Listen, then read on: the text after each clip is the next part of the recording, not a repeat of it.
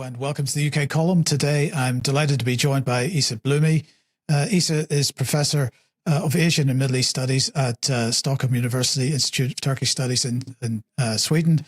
Welcome to the program, Isa. Now, I want to talk today about Sudan, the situation in Sudan, which is about as grim as it gets. I think a pretty unpleasant war, a conflict going on there since April 2023. Well, as we'll discuss, no doubt it's something that's actually been going on for a lot longer than that, but the latest iteration, at least for a couple of years. Now, aside from, the occasional UK government press release, which never gets any coverage in the mainstream press, most people in the UK at least know almost nothing about this conflict. It's going on without any major media coverage in this country at all. So although we have talked about it several times in UK column news, I can't say that we are particularly familiar with the detail of it. So I suppose my first question is this a civil war? It's being described as a civil war, or is it another conflict which is being driven by external forces? Yes, it's the latter.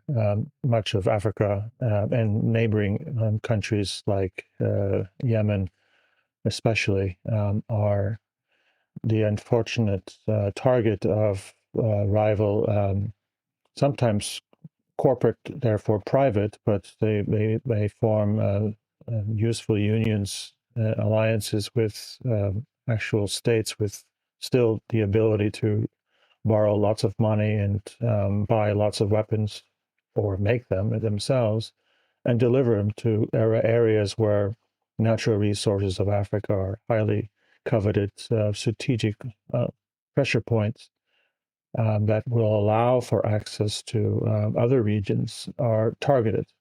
So unfortunately, Sudan, just like many of its neighbors, especially to the south, with the Democratic Republic of Congo being perhaps the most notorious, with Rwanda being a close second. They are all been targeted since the end of the Cold War, at least, for plunder.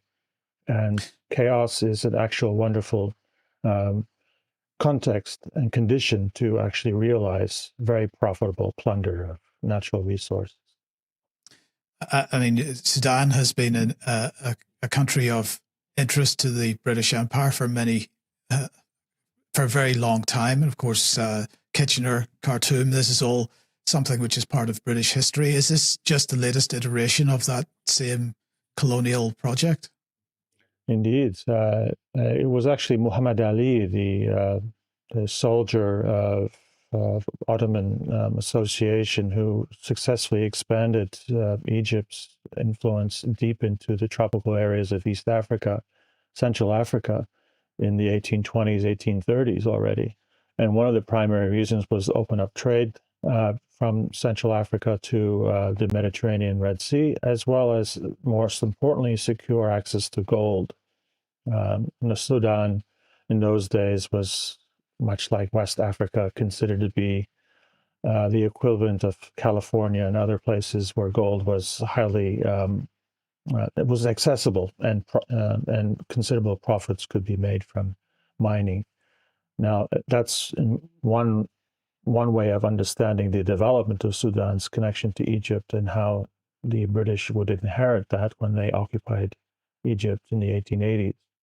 And unfortunately, the kind of calculations that come with thinking about these areas are primarily political, economic, as opposed to moral or interest in the quite very complex cultural checkerboard, if you will, of the peoples who live in these very difficult areas of Africa.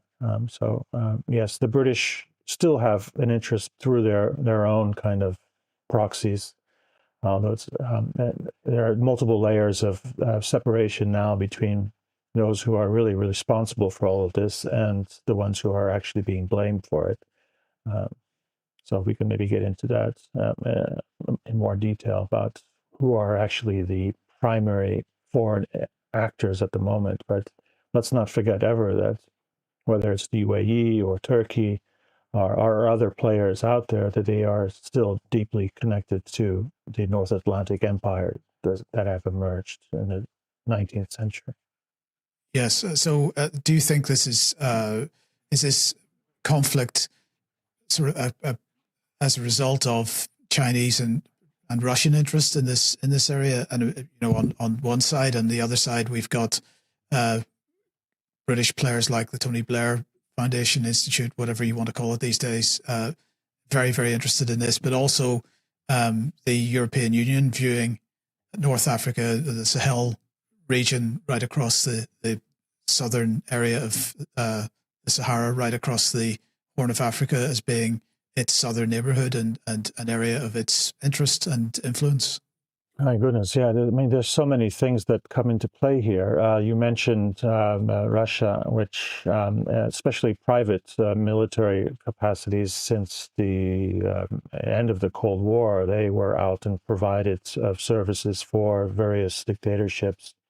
I mean, Yugoslavian forces also had a certain expertise and delivered and offered in neighboring Zaire. In those days, it was called Zaire. Military forces that help shore up national armies. Sudan, if we can go back maybe to the end of the Cold War, where political Islam really starts to play an important sedative role in subduing potentially very dangerous regional actors who, like Muammar Gaddafi, for instance, who had long been in the neighboring Chad, which is an important part of this story, what's happening in Sudan, had been involved in influencing and expanding Libya's influence in this anti-colonial struggle that cut across much of Africa since obviously the beginning of the 20th century. And the use of political Islam with the man named Turabi, Hassan Turabi, who became notoriously connected to these Muslim Brotherhood outfits that started to spread and gain influence throughout the Middle East and the Arabic-speaking world, in sometimes obvious connections with what was happening in Turkey, the rise of Erdogan, first as a mayor of Istanbul, and then becomes this kind of shining star of political Islam and a kind of a alliance, if you will, a realignment of the Islamic world in relation to North Atlantic world. And Turabi became this kind of useful target for at least media-led campaigns against political Islam, where in fact there was actually deep partnerships. We know that the armed forces that were being used by and funded and trained by the CIA and MI6 around the world did find safe haven also in Sudan during the 1990s, even though periodically would be, again, a useful justification for the war on terrorism. We know that Khartoum was attacked by American forces at some point, and notoriously the hospital or factory building producing generic drugs was hit. But that initiated or signaled to us that Sudan's oil wealth, Sudan's potential for mining, but more importantly, again, its geographic location, the Red Sea, the Nile rivers that were going to converge in Khartoum and continue to be a big geostrategic issue. And there were already in the 90s recognition that with the end of the regime in Ethiopia, that Ethiopia and Eritrea, which divided Somalia, which would see a process of disintegration, that Sudan was more or less following the same track, where it became clear that, like Yemen, like Iraq, like Libya, breaking up these larger amalgamated territories into zones of conflict, of chaos, would make it easier for determining or dictating the way these regions would be integrated into the global economy moving forward. And unfortunately, Sudan would first be on the radar screen, if you will, through this very, I think, still capable Sudanese resistance to this process. Now, it would be undermined by political Islam, the relationship that political Islam had in the narrative of as far as the British and the Americans were concerned. So a lot of violent capacity was brought to Sudan that led to civil war or conflict between rival factions as opportunities that were opened up. South Sudan was encouraged to pursue a war of independence, which was ultimately secured with the incredible violence in the interim period leading to the crisis in Darfur in the early 2000s, where I think many of your listeners in the UK or elsewhere probably remember still. It was a legitimate humanitarian disaster, which pitted Muammar Gaddafi's forces who wanted to secure, protect their partners in Chad against these encroachments of now increasingly Gulf countries with their Muslim Brotherhood assets to take over the enterprise of steering the Muslim world into the direction of cohabitating comfortably with globalization, with neoliberalism. And again, a lot of principled peoples around the world, including Sudan, had a very articulate stand against that process. They were not happy seeing a potentially very rich independent country being parceled out, its assets being privatized as being demanded by international agencies and development groups tied to the United States, Britain, the UN, et cetera, the IMF. And so sadly, much what we see, the kind of playbook elsewhere in the world is playing itself out in Sudan. And the consequences are large parts of this vast country had been parceled off. Warlords were rewarded with diplomatic recognition. They found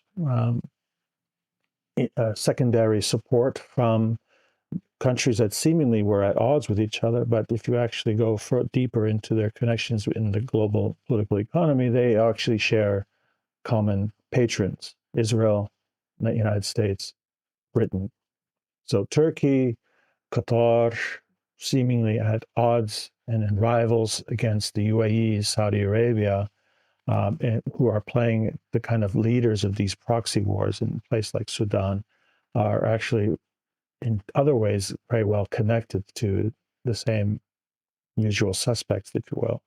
And unfortunately, when the Russians and the Chinese get involved, their weapons, their soldiers, their know-how, they are not very effectively able to demonstrate a separation from this process either. They are implicated in this violence, and it becomes in the media, it becomes in the scholarship, a classic example of Africans killing each other, right? So civil war, that's the narrative as it's been played out and elsewhere. But it is in fact an invasion of global capital using various means to disaggregate countries that could have very easily steered their way after the Cold War into being independent, wealthy, self-sustaining societies.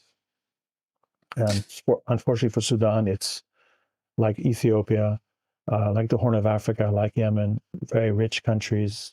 A lot of its territory started to get privatized and sold off, especially to investment firms attached to sovereign wealth funds that were simply providing the kind of capital, if you will, for this process of globalization, of forcing Sudanese to surrender their sovereignty to global capital. Yeah. You used the term political Islam there a number of times. Could you just say a little bit more about that? And are you talking about the influence of Muslim Brotherhood or Boko Haram in Chad and Niger and so on? Is this all part of that same process? Yes. We lose, again, we get distracted by seeing jihadist Takfiri groups as somehow a threat to Western stability, where in fact they work in tandem with agencies that see them as auxiliaries for otherwise what would be necessarily overt invasions. So again, while there were NATO planes dropping bombs in Libya, it was actually these kinds of forces that were doing the heavy lifting of killing and taking over territories. And the same would be applied in northern Nigeria, in Burkina Faso, Niger, Mali, even though now there's been a response to that, and there's been efforts by the peoples of the Sahel region to try to reorganize and defend themselves from these tools of Western imperialism. In Sudan, they have not been able to escape that. And so again, the personalities that sometimes are very articulate, like this Hassan Turabi, has long been marketed as someone who actually stood on principle against globalization, against Westernization, and is supposedly steering their societies towards traditional values, based on something called Sharia law. But they are simply just cookie cutter characters that have been created and are marketed as easy targets for justifying heavy investment in destroying these societies. You cannot distinguish them from the origins, which are, again, intermediaries like Saudi Arabia or Qatar. But if you just look deeper at how Saudi Arabia and Qatar are entirely serviceable to larger global capital interest, then it's hard to see what happened to Sudan in 1990s and 2000s as anything but a externally manufactured, very quickly, rapidly declining security situation for the peoples of Sudan. Again, people get a little confused in Sudan. They got confused. They became partisans in these so-called ideological battles. Sudanese are very well educated. They speak. They have Khartoum University. I actually visited in 1993 this country, and very, very impressive society who are well represented around the world. And they had their responses. They had something called neighborhood resistance committees by the thousands throughout Sudan, organizing, fermenting kind of civic resistance to this structural transformation of their country. But they were always pushed aside and brutalized by militant groups who were functionally armed by either security forces of Sudan or supported by intelligence agencies from abroad. And again, just simply in the kind of discourse about the Middle East, about the Islamic world in Sudan, this became easily just marketed as simple conflict between Islamicists and between ethnic groups, between Arabs and Africans, and it's just not that easy. And so political Islam became one of those animating forces that forced people to into certain corners, if you will, and became actually even more divided amongst themselves. While there was desperate efforts by various intellectuals, Sudanese nationalists, who are saying, let's not fall into this trap. And again, you see this personality of people resisting globalization throughout the world, but they have been regularly supplanted and pushed aside by not only the violent militias and forces that actually have the arms, but by the way we talk about these conflicts. So it was not a civil war. It is not a civil war per se. At least its origins was not one conflict between Sudanese entirely, even though they're the ones who are dying for the last 30 years. Yeah. If we look at a sort of standard narrative of what's going on there, the civil war is supposed to involve Sudanese armed forces on one side, and with the Rapid Support Forces, which is supposed to be a paramilitary force, and the Janjaweed coalition is mentioned as well. I mean, I have no real understanding of who is whom here and who's supported by which foreign influence. So could you just say a little bit about who the main players are in the conflict in Sudan and who is supporting them? Right. So this process of seeing Sudan break apart and outsiders encouraging the separation of South Sudan, which supposedly culturally were either animists or Christian, and that led to, it was already in the Cold War. There was kind of factions being armed at that stage. Again, it's connected to what's happening in Rwanda and Uganda and DRC. But the struggle by the Sudanese government in Khartoum to try to preserve the borders of Sudan throughout the 2000s was in many ways steered by a coalition, including this Turabi figure that I mentioned before, Muslim Brotherhood, fiercely anti-communist. So if you put that into the context of the late Cold War, political Islam is a mobilizing force. It was also seen as one as to explaining why the central government in Sudan, in Khartoum, was so violent against southern Sudanese, and that's why southern Sudanese separation was necessary. And one of the ways that the Sudanese government, throughout the 1990s and 2000s, in their attempt to try to keep southern Sudan, where 80% of the oil of Sudan is based, and probably lots of its gold as well, that they would have to resort to mobilizing forces that were outside of the military itself in order to protect the formal government from accusations of war crimes or seeing maybe a kind of formal efforts to shut down their operations in what was clearly, in some circles in the West, trying to mobilize evangelical Christianity as a kind of cause célèbre that South Sudan needed separation. So what happened is that we started to see militias emerging, and the Janjaweeds were, by design, fanatical Islamic Takfiri types who were to pursue the ethnic purification and the removal of problematic non-Arab, non-Muslim populations along the borders of South Sudan and Chad.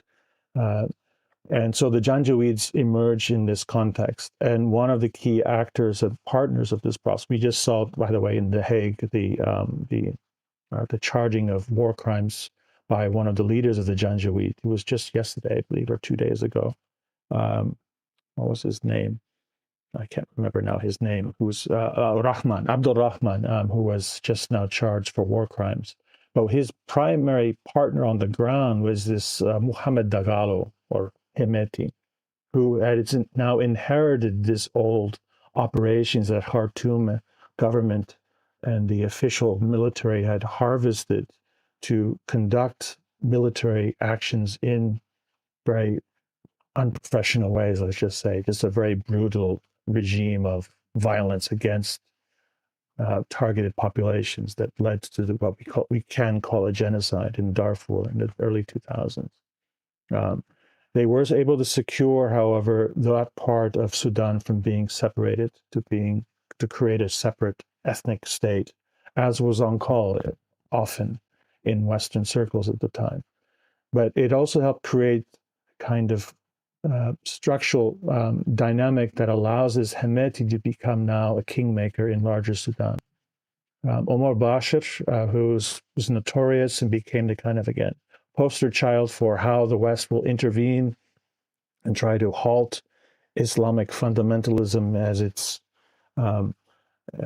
it's manifested in the Khartoum government. Sudan will become part of the larger problem. There will be collective efforts in international community to isolate Omar Bashir's government. But again, they will be able to avoid and circumvent some of the restrictions on their military capacities by maintaining these militias that seem to operate independent of the state. And accordingly, there will be money funneled and supply chains will be opened up to provide this Hemeti with the capacity to be a major player in Sudanese politics, to the extent that it actually leads to along with his sometimes partner, Burhan, who is now currently the general leading the so-called Sudanese, official Sudanese army, and they recognized the Sudanese government. They worked together to assure that the popular revolution that was happening on the streets throughout Sudan, after a great deal of fatigue and a very well organized, as I mentioned, there were these neighborhood committees being established throughout Sudan, kind of doing what was happening elsewhere in the Arab Spring in 2010, 2011. So this was manifesting in 2018, 2019. And much like elsewhere, Muslim Brotherhood, Takfiri type groups, mobilizing if necessary, ethnic politics, language politics, suppress a popular uprising against Omar Bashir. He will be replaced by a now recognized coalition that would bring this Burhan and Hemeti together. And that's where we were at 2020, 2019, 2020. And over the next couple of years, these two groups start to separate. They start to take conflicting claims over who actually has authority, who has the right to claim to be representative of the official Sudanese government, and all the privileges that come with that. Negotiating for loans, getting access to the key infrastructure assets that still remained. There would still be the open question about the pipelines that would connect South Sudan's oil with the Red Sea and international markets. So that was all up for grabs. And that's when you start to see new opportunities for taking sides, supporting both now clearly delineated factions inside this coalition, which again functioned to suppress real popular revolution in Sudan, to actually see Sudanese taking control of their destiny again. Again, very articulate, we can even say with sometimes a Marxist critique of Sudan's relations with the larger world, informing how these popular committees were demanding for a representative government. But that was not going to be allowed by the international community. And so what it becomes is then who is going to represent the international community's interest in Sudan? And it's these two basically warlords and their loyal or relatively loyal armies around them. And that leads to what we call the RSF. This is the Hemeti, the old Janjaweed kind of militias that worked in partnership with Khartoum throughout the 2000s. It is now virtually taken over the Western Sudan, where all the gold mines are. It has received a great deal of support from, let's say, spin-offs of the Wagner Group that had established itself as a kind of protection agency for mining operations in Central African Republic and elsewhere throughout Africa. And more importantly, the main, let's say, market, if you will, for this blood gold that's being plundered from Western Sudan. And that's the gold market in Dubai. And it's become now a notorious connection between this RSF or Hemeti and the UAE is becoming kind of the useful target, if you will, for explaining how this war works, how this horrible situation in Sudan works, that it's the UAE's role in sustaining the RSF, while in the meantime, Turkey, Qatar, perhaps Israel, which, by the way, had signed an agreement first with Omar Bashir and then with this Burhan in 2020 to normalize relations akin to what happened with Bahrain and the UAE around the same time under the late first Trump administration. So that element comes into play here as well.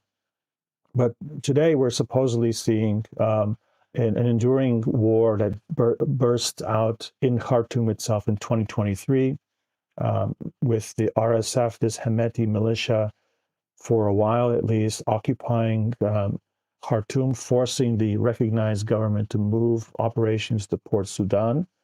and continuing with this war of plunder in Western Sudan, with the so-called government of Sudan now in Port Sudan, the city of Port Sudan on the Red Sea.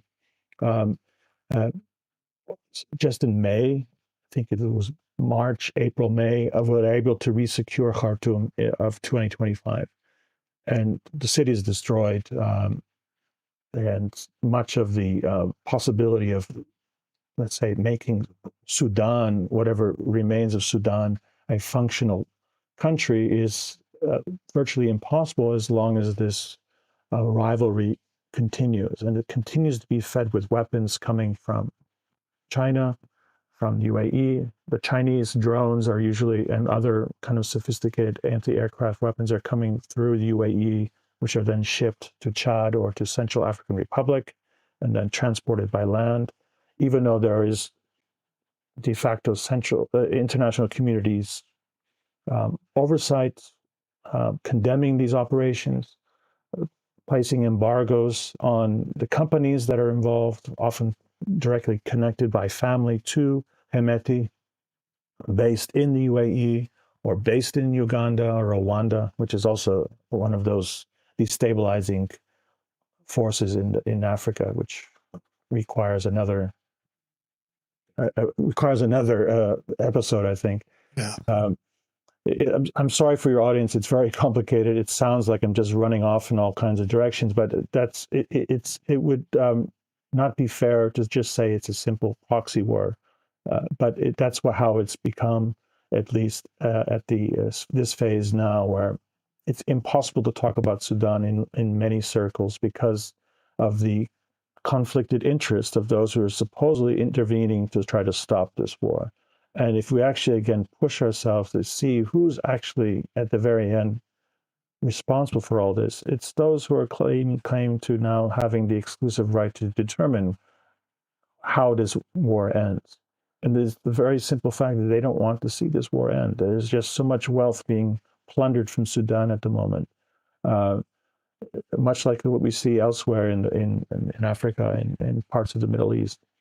There's not going to be a resolution because the United States, Egypt, Saudi Arabia, Qatar, the UAE, Russia, China, they all have their very specific interests at play here that have nothing to do with strategically, defying, if you will, and challenging rivals. It's more seeing access to the assets that are being plundered and having maybe a greater, let's say, piece of this Sudanese pie that's rapidly being torn away and eaten up by global capitalism.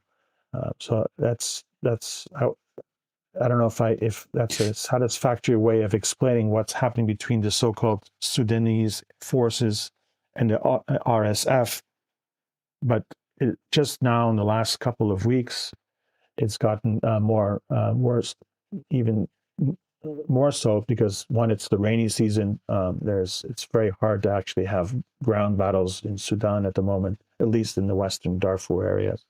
There's the city of Al-Fasher, which is the main city of Darfur, which is under siege now for, I think, 500 plus days. 300, 400,000 people are stuck there, dying, starving.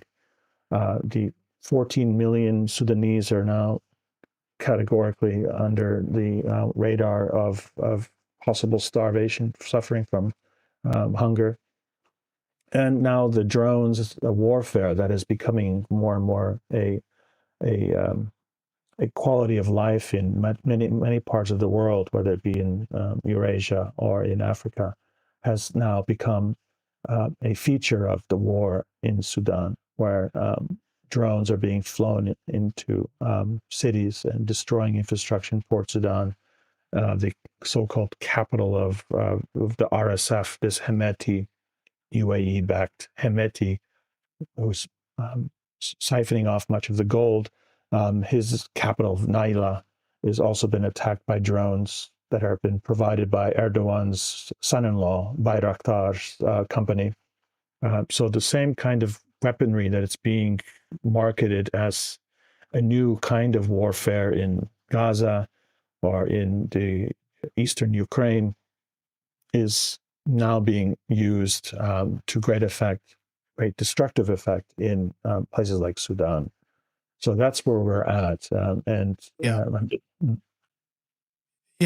Well, look, I was just going to comment on how hard it is for people to understand all the names that are being given out here. I mean, I grew up, Isa, in Northern Ireland, and even that relatively simple conflict was very difficult for people that are outside the country to really get to grips with. So I'm also struggling somewhat with all the players now. What I'd like to get an idea of, because the British government insists that no British arms or weaponry goes to Sudan, that's banned. The question is, are British or European or United States, or how much weaponry from our military industrial complex is going through these Middle Eastern countries to contribute to that side of the conflict? Again, I think there's many layers of separation now. I think that what the UK and US are doing are providing the kind of infrastructure of diplomacy, of maintaining and securing the narrative about what's going on in Sudan, as opposed to the actual mechanics of the war itself. The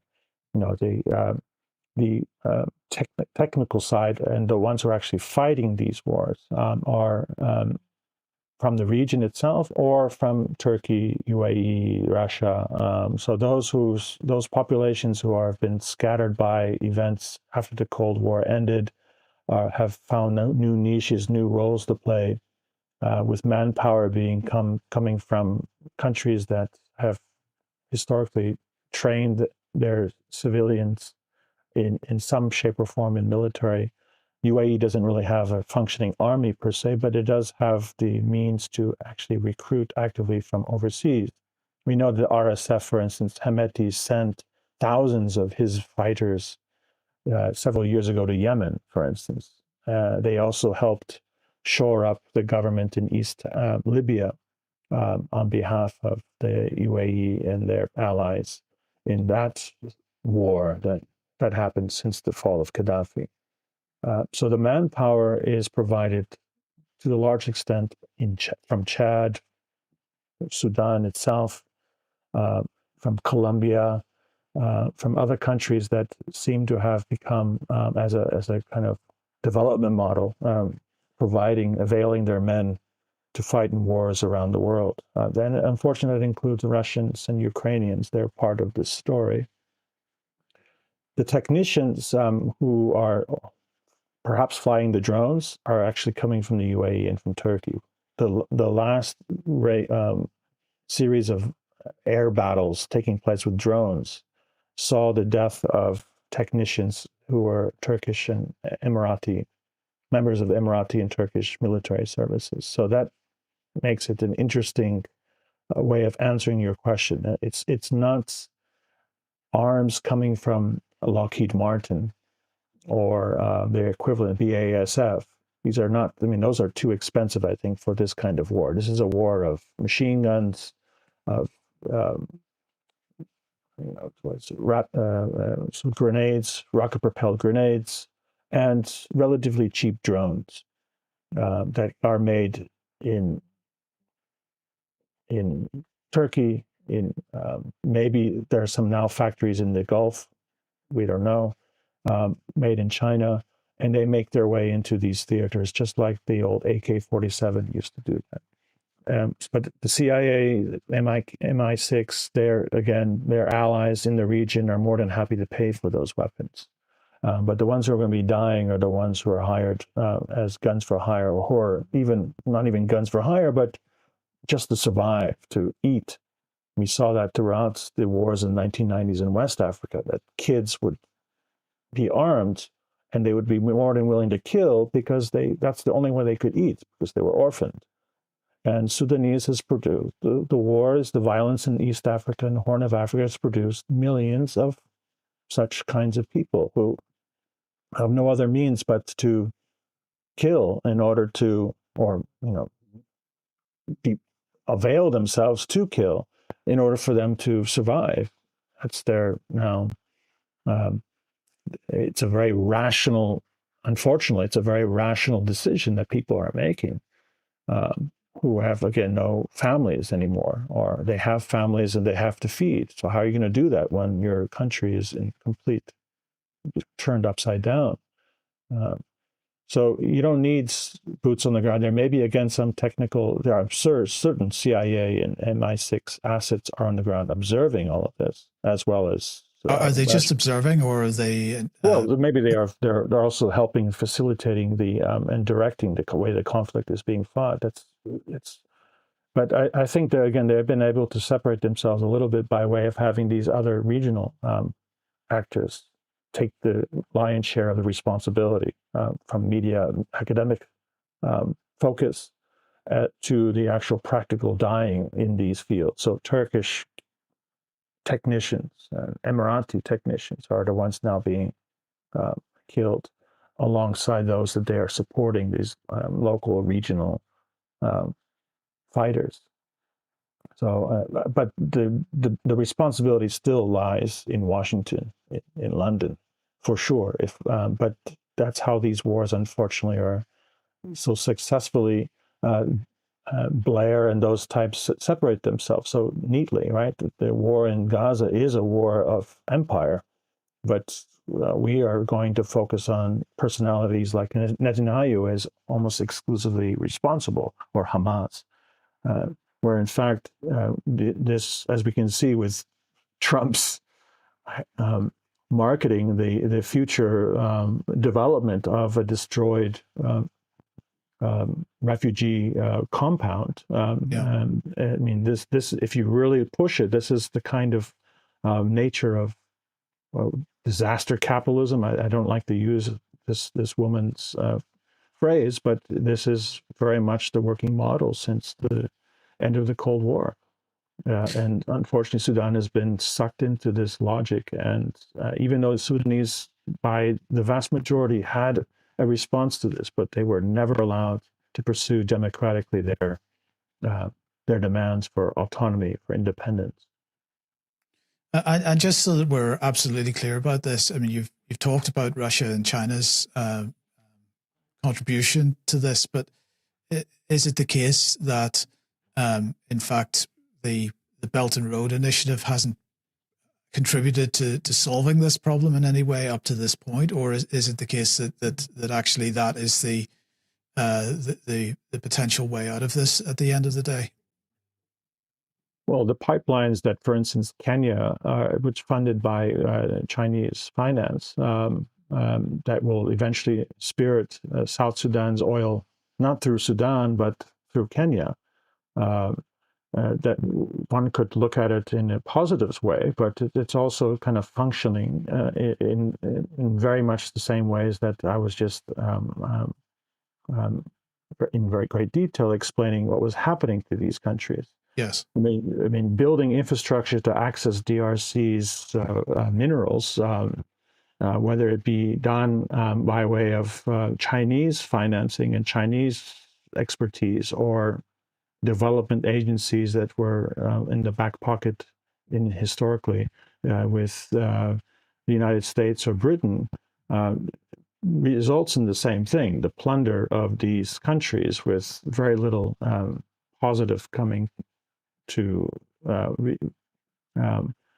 nothing positive for the populations who are suffering from the environmental destruction, from often the lion's share of the wealth just being exported out to international markets. So in the end, the end result is the same. There are these new demands on raw materials that find their way out in international markets, regardless if it's done through a beltway that's funded by Chinese working class savings or by Wall Street.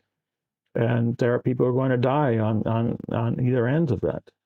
There's nothing has been resolved with DRC. No one's intervened to stop the war in Yemen or in Sudan or in Ethiopia, even though supposed BRICS countries are invested in at least as a way it's marketed as an alternative to what has been long recognized as a fundamental problem with Western capital trying to secure the very same assets that are now availed because the heavy lifting has been taken over by the savings of Chinese middle class, who have been built up since the 1980s, 1990s, thanks to Europe's and America's infrastructure moving to China.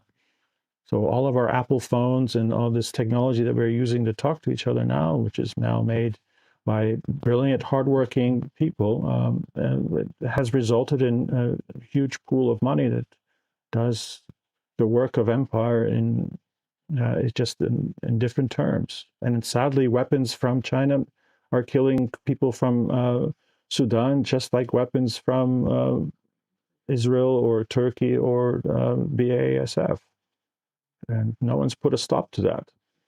And so what do you think it's going to take to get a stop to it? I mean, is this a matter of general populations understanding even that this is happening and being willing to provide some kind of opposition, or how do you see this ending?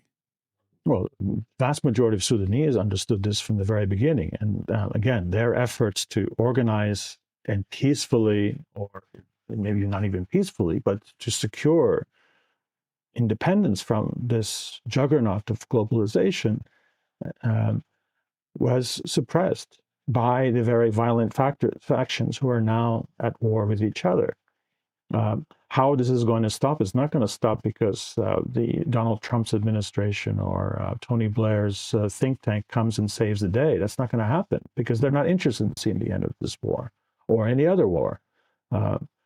What's going to stop it, unfortunately, is going to be the exhaustion of the people themselves, or that one of the factions actually is able to secure, ultimately, a military victory. But the very fact that if you, again, supposed rivals in the region, Turkey and Qatar versus Saudi Arabia and UAE, the very fact that all these countries have American military bases means that they all help supply Israel during their very particular war against indigenous peoples to secure resources, to change the dynamics of Palestine.